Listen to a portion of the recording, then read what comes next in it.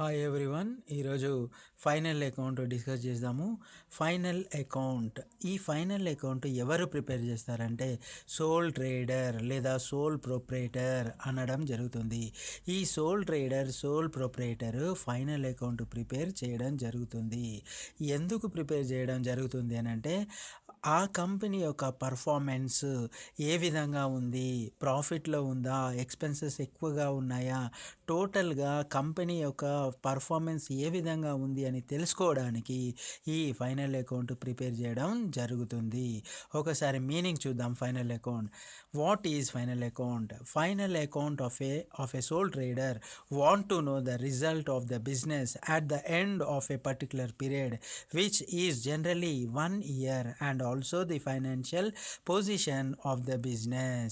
అంటే బిజినెస్ యొక్క పర్ఫార్మెన్స్ తెలుసుకోవడానికి ఫైనల్ అకౌంట్ ప్రిపేర్ చేయడం జరుగుతుంది. For this purpose the trader will prepare various accounts అని అంటే ట్రేడరు వేరియస్ అకౌంట్స్ ప్రిపేర్ చేయడం జరుగుతుంది. అవి related to the final account. అవి ఏంటివనంటే trading account, profit and loss account మరియు బ్యాలెన్స్ షీట్ విత్ అడ్జస్ట్మెంట్స్. ఇవన్నీ కలుపుకొని ప్రిపేర్ చేస్తే ఫైనల్ అకౌంట్ పర్ఫార్మెన్స్ కంపెనీ తెలియడం జరుగుతుంది. సో అసలు ఫైనల్ అకౌంట్ ఎప్పుడు ప్రిపేర్ చేయడం జరుగుతుంది? When we prepare final account, business will prepare final account at the end of accounting period. So at the end of the accounting period. అసలు accounting period ఎప్పుడు అని అంటే 1st April టు March 31 వరకు ఈ consider చేసుకుంటారు ఈ accounting period. తర్వాత ఏ rule follow అవుతారు ఈ ఫైనల్ అకౌంట్ ప్రిపేర్ చేయడానికి అంటే rule to prepare final account, nominal account prepare చేయడానికి వాడతారు. మనకు 3 రూల్స్, గోల్డెన్ రూల్స్ ఉన్నాయి కదా, అవి personal account, real account, nominal account. So అందులో నుండి నామినల్ అకౌంట్ కన్సిడర్ చేసుకొని ఫైనల్ అకౌంట్ ప్రిపేర్ చేయడము జరుగుతుంది. So first debit all expenses and losses. So all expenses అంటే అన్ని ఖర్చులు మరియు లాసెస్ కూడా డెబిట్ వైపు చూపించడం జరుగుతుంది. Credit all incomes and gains అన్నీ కూడా క్రెడిట్ చేయాలి. So nominal account, final account prepare చేయడానికి మనం వాడతాము. ఈ నామినల్ అకౌంట్ ట్రేడింగ్ అకౌంట్లో చూపెట్టడం జరుగుతుంది. సో ట్రేడింగ్ అకౌంట్ మనం ముందు నేర్చుకుందాము. సో అకౌంటింగ్ పీరియడ్ అని అంటే ఒక సంవత్సరంలో మూడు విధంగా డివైడ్ చేయడం జరిగింది. So in year 3 periods. So అవి ఏంటివనంటే క్యాలెండర్ అకౌంట్ ఈ period, next academic year, next accounting period. So calendar account period year example 1st January to 31st December, ఇది క్యాలెండర్ అకౌంట్ పీరియడ్. నెక్స్ట్ వచ్చేసి academic year example June to April.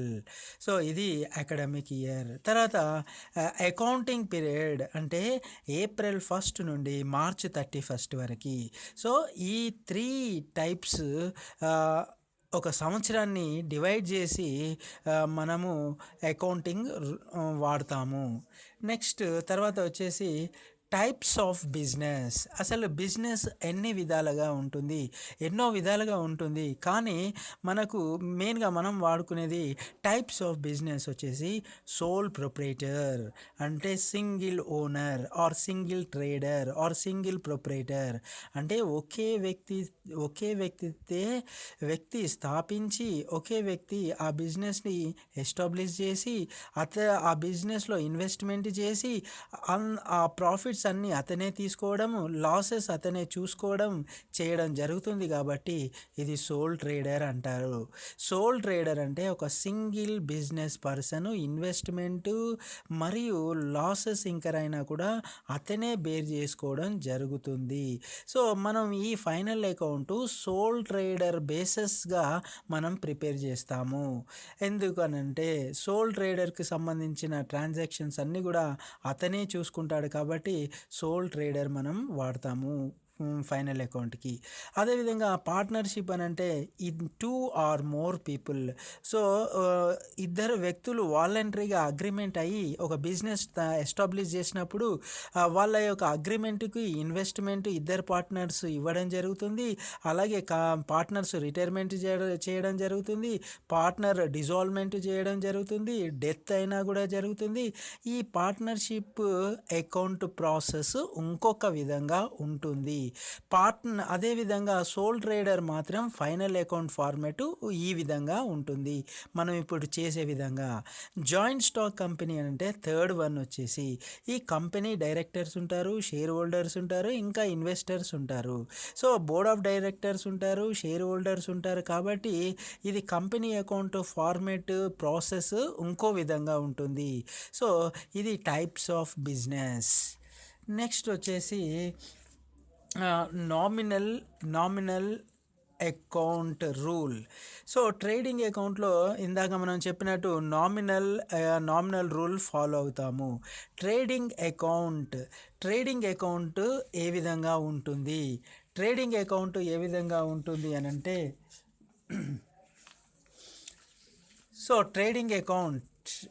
trading account is one of the financial statement which shows the result of buying and selling of the goods and or service during an accounting period.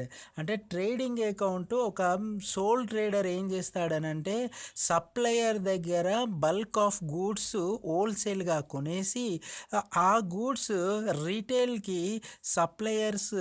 రిటైల్కి customers కానీ ఇతరులకు అమ్మేటువంటిది జరుగుతుంది. అంటే supplier దగ్గర కొన్నప్పుడు అతను హోల్సేల్గా కొనేసి రీటైల్కు కస్టమర్స్కు అమ్మడం జరుగుతుంది. అంటే ట్రేడ్ అంటేనే మీనింగ్ మనకు క్లియర్గా అర్థమవుతుంది. ఇది ఒక బిజినెస్ అంటే బయ్యింగ్ సెల్లింగ్ యాక్టివిటీ జరిగేటువంటి ప్రక్రియ. సో ఒకసారి మీనింగ్ చూద్దాం. ట్రేడింగ్ అకౌంట్ మళ్ళీ ఒకసారి. Trading account is one of the financial statement which shows the result of buying and selling of goods or service during an accounting period. So అసలు ఈ soul trader supplier దగ్గర నుండి goods కొన్నప్పుడు అతని ఆర్గనైజేషన్స్కి అవి రావాలంటే జరిగేటువంటి ఖర్చులు మరియు అతడు కొన్నటువంటి అమౌంట్ అన్నీ కూడా కన్సిడర్ చేసుకొని రాయడము జరుగుతుంది ఈ ట్రేడింగ్ అకౌంట్లో.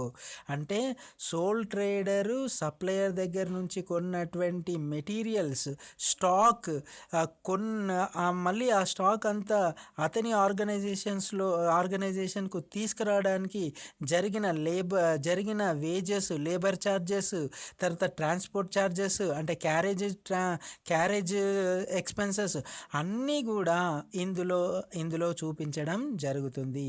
The purpose of preparing trading account is to know the gross profit or gross loss. అంటే ఇతను గూడ్స్ కొన్ని రిటైల్కి అమ్మినటువంటి సేల్స్ ఎంత జరిగింది, అతను కొన్నది మళ్ళీ అతని స్టోర్కు తీసుకురావడానికి ఖర్చులైనవి అన్నీ ఈ ట్రేడింగ్ అకౌంట్లో చూపెట్టడం జరుగుతుంది. ఏంటివి అవి జరిగినాయి అని అంటే క్యారేజ్ ఎక్స్పెన్సెస్ కానీ, తర్వాత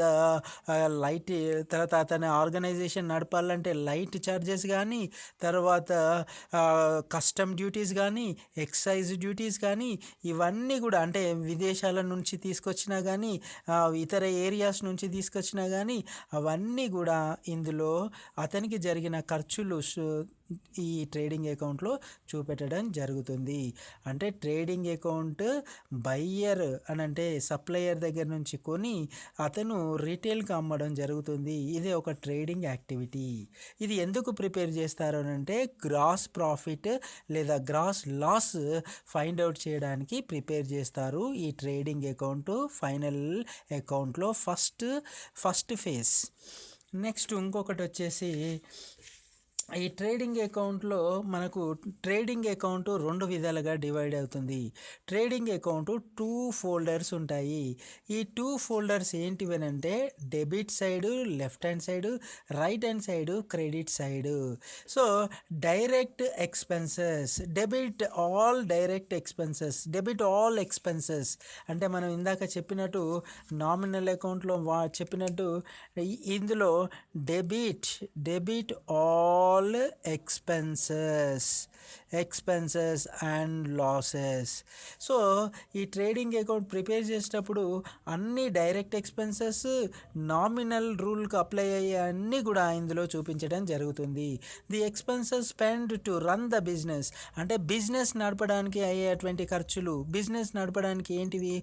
గూడ్స్ కొనుక్కరావడము, కరెంటు ఫ్యాక్టరీ రెంట్ కట్టడము, తర్వాత క్యారేజ్ ఇన్వర్డ్స్, ఎక్సైజ్ డ్యూటీస్ అంటే ఇతర ఏరియాస్ నుంచి తీసుకొచ్చినప్పుడు కస్టమ్ డ్యూటీస్, ఎక్సైజ్ డ్యూటీస్, ఇవన్నీ కూడా ఎక్స్పెన్సెస్ ఇందులో చూపించడం, డెబిట్ వైపు చూపించడం జరుగుతుంది. తర్వాత ఇవన్నీ డైరెక్ట్ ఎక్స్పెన్సెస్. కస్టమ్ అని అంటే క్యారేజ్ ఇన్వర్డ్స్ అని అంటే స్టాకు సప్లయర్ దగ్గర నుంచి కొన్నాడు కాబట్టి అవి స్టాక్ అక్కడ నుంచి తీసుకురావాలని అంటే ట్రాన్స్పోర్ట్ కావాలి కాబట్టి ఆ ట్రాన్స్పోర్ట్కి క్యారేజ్ ఎక్స్పెన్సెస్ అవుతుంది కాబట్టి క్యారేజ్ ఇన్వర్డ్స్. మళ్ళీ ఆ గూడ్స్ని ఒక ఏరియా నుంచి ఇంకో ఏరియాకు షిఫ్ట్ చేయాలంటే లేబర్ కావాలి కాబట్టి లేబర్కి వేజెస్ ఇవ్వాలి కాబట్టి ఆ వేజెస్ కూడా ఇందులో వేయడం జరుగుతుంది. అంటే డైరెక్ట్గా ఎక్స్పెన్సెస్ గూడ్స్ కొనడము, తర్వాత గూడ్స్ అతని రీటైల్ షాప్కు తీసుకురావడానికి అయ్యే ఖర్చులన్నీ ఇందులో చూపించడం జరుగుతుంది. ఇక్కడనేమో అన్ని ఇన్కమ్స్, డైరెక్ట్ ఇన్కమ్స్ చూపించడం రైట్ సైడ్ మనకు కనబడుతుంది. డైరెక్ట్ ఇన్కమ్ అని అంటే సేల్ చేసిన తర్వాత ఇమీడియట్గా వచ్చిన అమౌంట్ ఇక్కడ చూపెట్టడం జరుగుతుంది. The income generates through the direct efforts of goods అంటే సేల్స్ జరిగినప్పుడు వచ్చినటువంటి ఇన్కమ్ ఈ క్రెడిట్ వైపు చూపించడం జరుగుతుంది. నెక్స్ట్ వచ్చేసి ఈ trading business need to prepare to know the financial position. So మనం ఇందాక చెప్పుకున్నట్టే బిజినెస్ ఫైనాన్షియల్ పొజిషన్ తెలుసుకోవడానికి ఫైనల్ అకౌంట్ ప్రిపేర్ చేస్తాడు కాబట్టి business have to prepare the trading account prepare చేయడం జరుగుతుంది. Trading account will have gross profit or gross loss. So gross profit find out చేయడానికి, gross loss find out చేయడానికి ఈ trading account prepare చేయడం జరుగుతుంది. And next after preparation of the trading account next process ఏంటంటే వాళ్ళు profit and loss account prepare చేయడం జరుగుతుంది. So ఇది ఎందుకు ప్రిపేర్ చేస్తారంటే net profit and net loss find out చేయడానికి ఇది ప్రిపేర్ చేయడం జరుగుతుంది. At last balance sheet prepare చేయడం జరుగుతుంది. అడ్వాంటేజెస్ ఆఫ్ ఫైనల్ అకౌంట్ అసలు ఎందుకు ప్రిపేర్ చేయడం? To know the gross profit or loss, to know the net profit or loss. So ఇవి కనుక్కోవడం కోసము ఫైనల్ అకౌంట్ ప్రిపేర్ చేయడము జరుగుతుంది. ప్లానింగ్ టువర్డ్స్ ద ఫైనాన్స్ అని అంటే ఎలా యూటిలైజ్ చేయాలి, ఎలా వాడాలి అన్నది తెలుసుకోవడం కోసం ప్రిపేర్ చేస్తారు. సో ఫైనాన్షియల్ పొజిషన్ తెలుసుకోవడానికి, డెసిషన్ ఏ విధంగా డెసిషన్ తీసుకోవాలి అన్న దానికోసం కూడా ప్రిపేర్ చేయడం జరుగుతుంది. నెక్స్ట్ వచ్చేసి ప్రొఫార్మా. ఈ ట్రేడింగ్ అకౌంట్ ప్రొఫార్మా ఈ విధంగా ఉంటుంది. So trading account for the year ended as follows. So trading account ఈ ట్రేడింగ్ అకౌంట్ టూ ఫోల్డర్స్ ఉంటాయి. లెఫ్ట్ హ్యాండ్ ఫోల్డర్ వచ్చేసి debit side, right hand folder వచ్చి క్రెడిట్ సైడ్. ఈ లెఫ్ట్ హ్యాండ్ ఫోల్డర్లో అన్ని expenses losses debit చేయడం and income gains credit చేయడం జరుగుతుంది.